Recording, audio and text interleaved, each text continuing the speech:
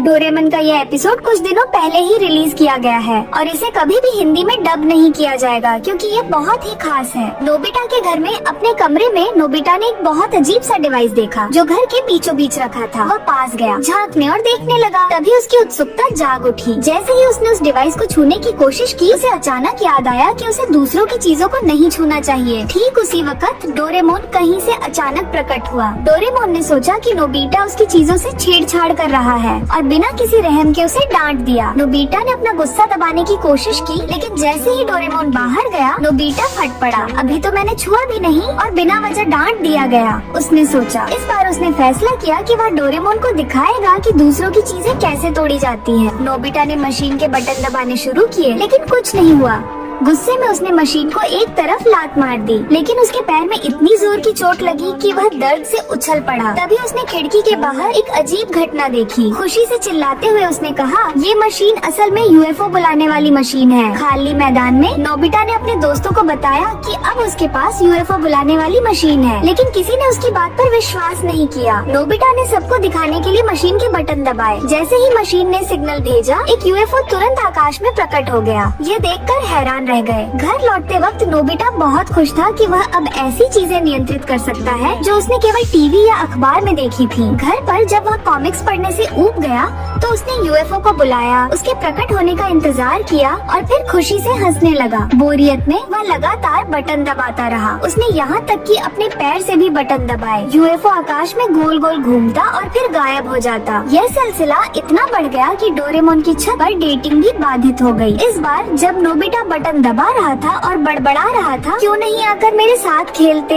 तब यूएफओ वास्तव में और करीब आ गया। नोबिता ने उसे रोकने की कोशिश की, लेकिन यूएफओ सीधे उसके कमरे में आकर टकरा गया। जैसे ही वह मलबे में होश में आया, नोबिता ने यूएफओ को अपने सामने देखा। वह चमकदार रोशनी बिखेर रहा था और फिर एक एलियन बाहर निकला। उसका चेहरा गुस्से से भरा हुआ था। एलियन ने एक अजीब भाषा में बात की जिसे नोबिता समझ नहीं सका। उसने मनमाने जवाब दे दिए। तभी डोरेमोन वापस आ गया। यूएफओ को देखकर डोरेमोन चिल्ला पड़ा। डोरेमोन ने नोबिता को चेतावनी दी कि उसे सावधानी बरतनी चाहिए, नहीं तो गलतफहमी के कारण अंतरिक्ष युद्ध हो सकता है। फिर डोरेमोन ने अपनी जेब से ट्रांसलेशन ब्रेड निकाली। बातचीत के बाद उन्होंने जाना कि एलियन का नाम हरूबेरू था और वह हरुका ग्रह से आया था। हरूबेरू ने बताया कि वह खाना बीच में छोड़कर और 200 मिलियन खर्च करके यहाँ आया, लेकिन यहाँ कोई खास बात नहीं हुई। नोबिता और डोरेमोन के फुसफुसाने पर वह और गुस्से में आ गया और सोचा कि वे उसे चिढ़ा रहे हैं। फिर उसने जमीन से उछलकर एक ताकतवर बिजली पैदा की, जिससे खिड़की के शीशे टूट गए। लेकिन जैसे ही उसका पेट भूख से गूंजा, डोरेमोन ने उसे खाना ऑफर किया। कुछ देर बाद एक शानदार दावत तैयार की गई। नोबिता ने उसकी मदद करने की कोशिश की और उसे मसाज देने की कोशिश की, लेकिन गलती से उसकी गर्दन पर दबाव डाल दिया। हरूबेरू ने अपने बचाव में बिजली छोड़ी, जिससे नोबिता बुरी तरह झटके में आ गया,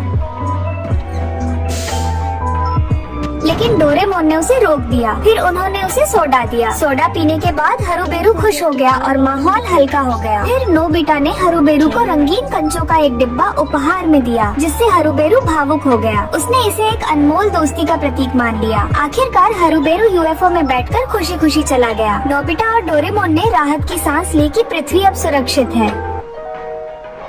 डोरेमोन का ये एपिसोड बहुत ही खास है। या ये एपिसोड अभी तक हिंदी में डब भी नहीं किए गए हैं, तो एपिसोड शुरू होता है और डोरेमोन खुशी खुशी नए खरीदे हुए डोनट्स का पैकेट लेकर घर लौट रहा था, लेकिन जैसे ही दरवाजे पर पहुंचा, उसे कुछ अजीब सा महसूस हुआ। उसी समय नोबिता दौड़ता हुआ बाहर आया। जैसे कि सोचा था, नोबिता हमेशा कुछ गड़बड़ ही करता है। डोरेमोन ने सोचा, चलो पार्क में जाकर डोनट्स खा लेता हूँ, यहाँ नोबिता के चक्कर में सब खराब हो जाएगा। नोबिता अपने कमरे में वापस आ गया। उसे डोरेमोन की कोई जरूरत नहीं थी, बस उसे 300 येन चाहिए थे। उसने डोरेमोन के गद्दे के नीचे छुपाए हुए पैसे ढूंढने शुरू कर दिए। तभी उसे एक अजीब सा कार्ड मिला जो देखने में किसी नक्शे जैसा लग रहा था। अचानक कमरा अंधेरा हो गया। डर के मारे नोबिता कार्ड नीचे गिरा देता है। एक नीली रोशनी निकलती है। नोबिता जोर से चिल्लाता है और भागने की कोशिश करता है। तभी एक शैतान वहाँ प्रकट होता है और उसे पकड़ लेता है। शैतान रोते हुए कहता है, आप मुझे छोड़कर क्यों भाग रहे हो? क्या इसलिए कि मैं शैतान हूँ? नोबिता डर और हैरानी में समझ नहीं पाता कि क्या हो रहा है। शैतान ने कहा, चूँकि आपने मुझे बुलाया है इसलिए मैं आपको ये कार्ड दे रहा हूँ। बस हल्के से इसे हिलाने पर 300 येन निकलेंगे जो नोबिता को चाहिए थे। नोबिता बहुत खुश होकर पैसे ले लेता है, लेकिन फिर सोचता है अगर मैंने इसे इस्तेमाल कर लिया और उसने मेरी आत्मा ले ली तो। शैतान ने कहा, अरे भाई मैं आपकी आत्मा नहीं लूंगा, मैं तो बस आपकी थोड़ी सी हाइट लूंगा। 300 येन के बदले 1 मिलीमीटर हाइट कम होगी। नोबिता सोचता है अगर मैंने ज्यादा पैसे निकाल लिए तो मैं बौना बन जाऊंगा, ये नहीं चलेगा। लेकिन शैतान उसे मनाता है, पैसे कम निकालो, चिंता मत करो, और जब तुम्हारे पास ये है तो पैसे की कमी की चिंता करने की जरूरत नहीं। शैतान ने कुछ गिफ्ट भी दिए जैसे तौलिया, साबुन और दूसरी चीजें। नोबिता सोचता है मैं तो अभी बढ़ रही उम्र में हूँ, थोड़ा छोटा होने से क्या फर्क पड़ेगा,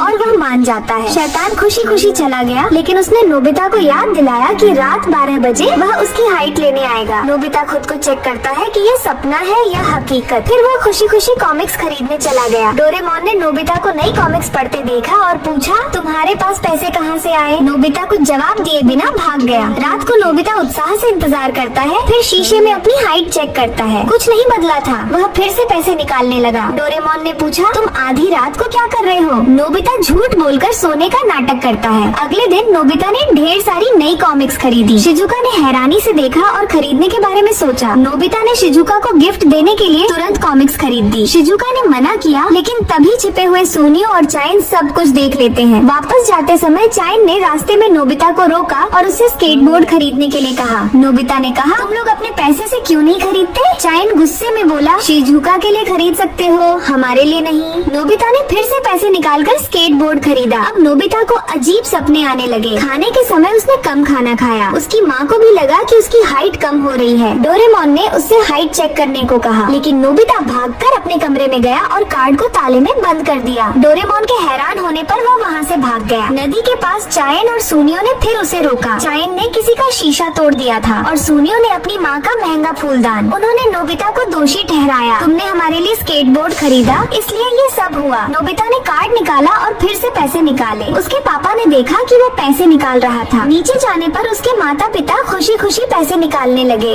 उन्होंने वादा किया कि वे अगले महीने पैसे लौटा देंगे। नोबिता को लगा कि अब उसकी हाइट बिल्कुल खत्म हो जाएगी। वह रोते हुए डोरेमोन के पास गया और सब कुछ बता दिया। डोरेमोन ने शैतान को बुलाकर सब कुछ वापस मांगने की कोशिश की, लेकिन शैतान ने कहा, मुझे पैसे नहीं, तुम्हारी हाइट चाहिए। रात 12 बजे मिलने का तय हुआ। डोरेमोन और नोबिता चिंता में इंतजार करते रहे। रात 12 बजे सब कुछ सामान्य था। डोरेमोन ने अपनी गजेट लाइट से उसे बड़ा कर दिया। उसने नोबिता को चेतावनी दी, अब इसे मत छूना, इसे सबक समझो। लेकिन शरारती नोबिता ने कार्ड फिर से निकाला। वह बोला, अब मुझे छोटा होने का डर नहीं, क्योंकि मेरे पास लाइट है।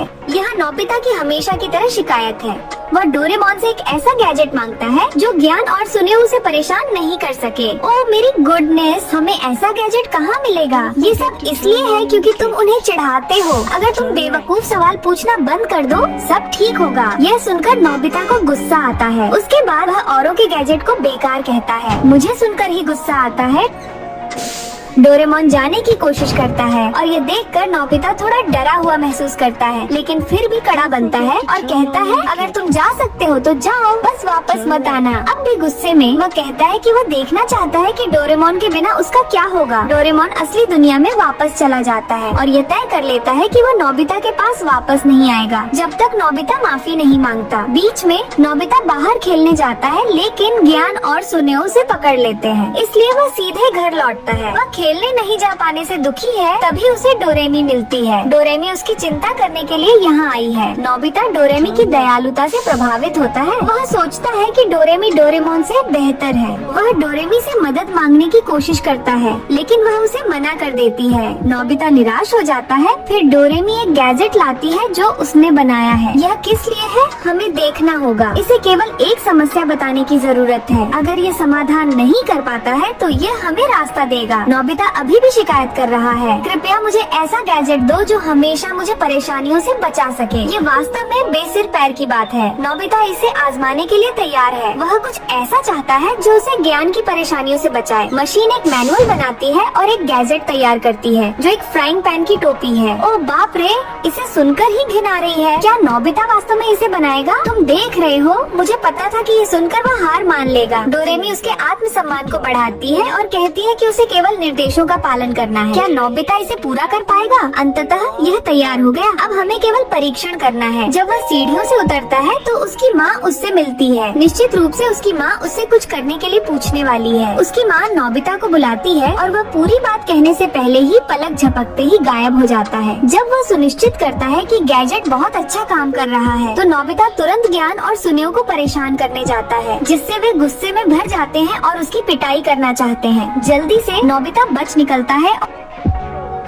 उन्हें और अधिक परेशान करता है जब तक कि वे निराश न हो जाएं। घर लौटने के बाद और डोरेमी को अलविदा कहकर नोबिता सोचने लगता है और अपने लिए कुछ और उपयोगी गैजेट बनाने का प्रयास करता है। ओह, उसे एक आइडिया मिला। वह एक ऐसा वाहन बनाना चाहता है जो उड़ सके, जो डोरेमोन के पास भी नहीं है। फिर वह आसमान में चलने वाला यंत्र बनाने लगता है। उसने इसे खत्म कर लिया और ये तुरंत काम करना शुरू कर देता है। ओह, नोबिता ने यह कर दिया है। वह बादलों पर चल रहा है। उसे बहुत खुशी हो रही है। फिर वह शिजुका के घर के चारों ओर टहलने जाता है। उसे ऐसा कुछ देने की इच्छा है जो उसे पसंद आए। अपने कमरे में वह गलती से अलमारी में हिट हो जाता है और गिर जाता है। ऊपर देखकर ये डोरेमोन है जो बाहर आता है। फिर से एक बहस होती है। कोई भी पीछे हटने को तैयार नहीं। नोबिता ये सोचकर खुश है कि वह ऐसी गैजेट बना सकता है जो डोरेमोन से बेहतर है, जिससे डोरेमोन बहुत परेशान हो जाता है और फिर चला जाता है। नोबिता शिजुका के लिए एक गैजेट बनाने में लग जाता है। ऐसा एक बगीचा जिसमें 4 मौसम होते हैं और फूल उस मौसम के अनुसार होते हैं। ये सच में अद्भुत है, रंग बिरंगे फूलों से भरा। अन्य दोस्त इसे देखकर बहुत उत्साहित होते हैं और नोबिता से कुछ खास बनाने के लिए कहते हैं। जब वह खुशी खुशी वापस आता है तो नोबिता सुनियो को बाहर खड़ा देखता है, जो बुरी तरह से परेशान है। जब वह पूछता है तो उसे पता चलता है कि ज्ञान उसे परेशान नहीं कर सका, इसलिए ज्ञान ने सुनियो पर इल्जाम लगाकर उसे मारा। सुनियो नोबिता से एक गैजेट बनाने के लिए कहता है जो उसे मजबूत बनाए, लेकिन नोबिता मना कर देता है। हालांकि सुनियो जब उसे पैसे की पेशकश करता है तो सब कुछ बदल जाता है। एक रोबोट बनाया जाता है और इस रोबोट के साथ वह हाथी से भी नहीं डरता। ज्ञान तो छोड़ दो, जब वह सड़क पर टहल रहा होता है तो ज्ञान से दोबारा मिल जाता है। गैजेट न होने के कारण नोबिता खुद को पकड़वाता है। यदि वह मदद नहीं मांग सकता तो उसे ज्ञान की पिटाई सहनी पड़ेगी। नोबिता मजबूरी में एक और रोबोट बनाता है केवल 10 येन में। अंततः सुनियो और ज्ञान के एक जैसे रोबोट के बीच मुकाबला होने वाला है। ठीक उसी समय डोरेमी सामने आती है और नोबिता और डोरेमोन की स्थिति के बारे में पूछती है। इस समय ये बात ज्ञान और सुनियो की स्थिति से क्या फर्क डालती है? डोरेमी को सोचने की जरूरत है कि कैसे दोनों रोबोटों को लड़ा बिना रोका जाए और साथ ही डोरेमोन और नोबिता के बीच सुलह भी कराई जाए। फिर डोरेमोन कहता है कि इंद्रोन को डोरेमोन ही रोक सकता है। वो दोनों वापस घर जाते हैं और डोरेमोन से माफी मांगने के लिए एक गैजेट बनाते हैं। थोड़ी मेहनत और माफी मांगने के बाद डोरेमोन नोबिता को माफ कर देता है और फिर ये सब ज्ञान और सुनियो को रोकने के लिए आते हैं। डोरेमोन कहता है 1 मिनट रुको, मैं अभी आया, और फिर वो जियान और सुनियो की मम्मी को ले आता है। सुनियो और जियान ये देखकर चुप हो जाते हैं और लड़ाई करना बंद कर देते हैं। अंत में नोबिता डोरेमोन से अच्छे से माफी मांगता है और ये दोनों वापस से अच्छे दोस्त बन जाते हैं। एपिसोड की स्टार्टिंग में जियान नोबिता और सुनियो से उनकी कॉमिक बुक छीन लेता है और जब नोबिता और सुनियो उससे अपना सामान मांगते हैं तो जियान उन दोनों को पीट कर वहाँ से चला जाता है। इसके बाद नोबिता डोरेमोन के पास आकर कहता है मुझे जियान को सबक सिखाने के लिए एक गैजेट दो। नोबिता की बात सुनकर डोरेमोन अपने पॉकेट से रोबोट कैमरा बाहर निकालता है और कैमरा निकालने के बाद रोबोट डिवाइस और उसका एंटीना भी निकालता है, लेकिन नोबिता तब तक वहाँ से कैमरा लेकर जा चुका होता है। इसके बाद हम जियान को देखते हैं जो बच्चों को परेशान कर रहा होता है। तभी नोबिता और सुनियो छुपकर जियान का फोटो ले लेते हैं। फोटो लेते ही उस कैमरे से एक जियान रोबोट सेट बाहर निकलता है।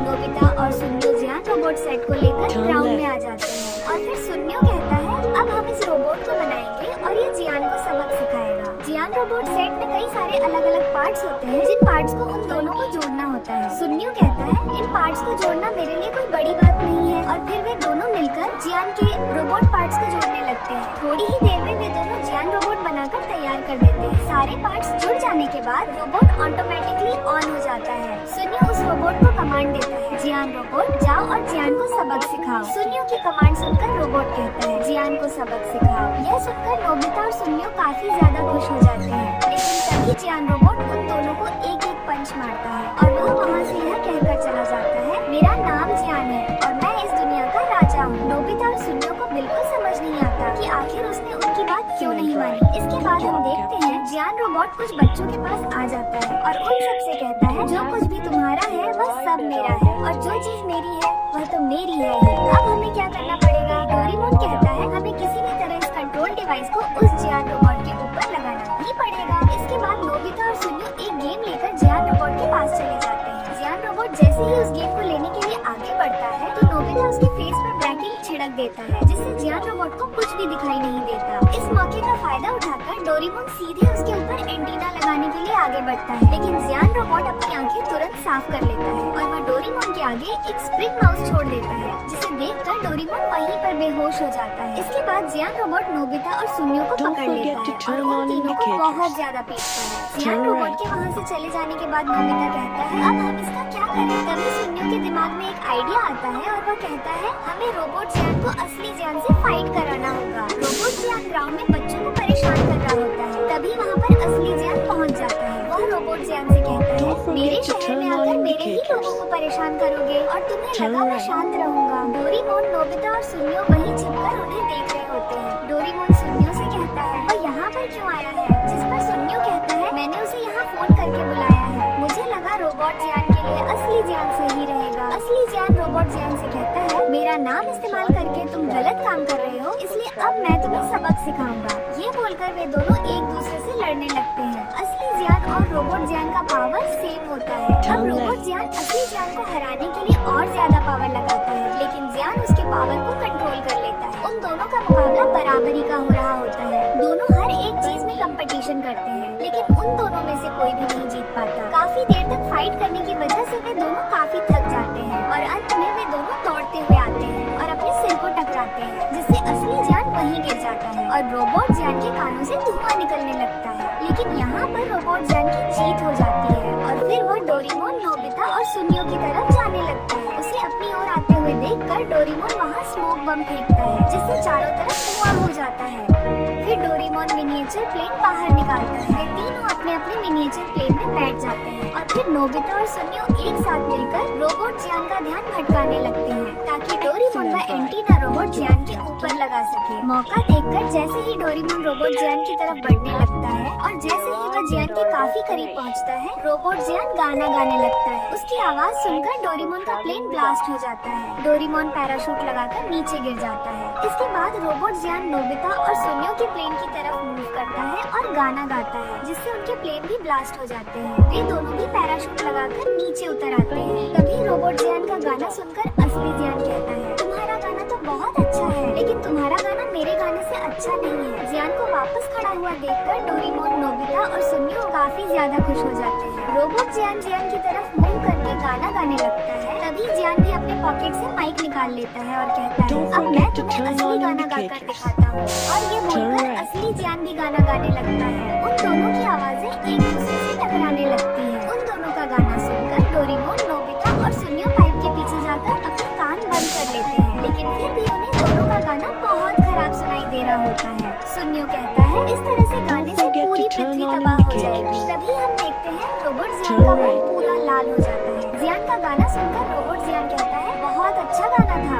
और यह कहकर वह गिरने लगता है, लेकिन असली जियान उसे पकड़ लेता है और कहता है हालांकि तुम्हारा गाना मेरे गाने से अच्छा नहीं था, लेकिन तुम भी अच्छा गाए। डोरेमोन, नोबिता और सुनियो खुश हो जाते हैं कि जियान जीत गया, लेकिन तभी जियान रोबोट जियान से कहता है क्या तुम मेरे साथ मिलकर गाना चाहोगे? हम दोनों साथ मिलकर एक बहुत ही कमाल का गाना गाएंगे। जियान की बात सुनकर रोबोट जियान कहता है तुम तो मेरे बेस्ट फ्रेंड हो, और वे दोनों एक दूसरे से हाथ मिला लेते हैं। असली जियान रोबोट जियान से कहता है हमारे गाने के साथ हम इस पूरी दुनिया में शांति लाएंगे। चलो अब हम दोनों गाना शुरू करते हैं। उन्हें एक साथ देखकर डोरेमोन, नोबिता और सुनियो काफी ज्यादा घबरा जाते हैं। नोबिता कहता है हमने इन दोनों को मिलाकर बहुत बड़ी गलती कर दी। रोबोट जियान और असली जियान वहीं खड़े होकर जोर जोर से हंसने लगते हैं और डोरेमोन का यही स्पेशल एपिसोड यहीं पर खत्म हो जाता है।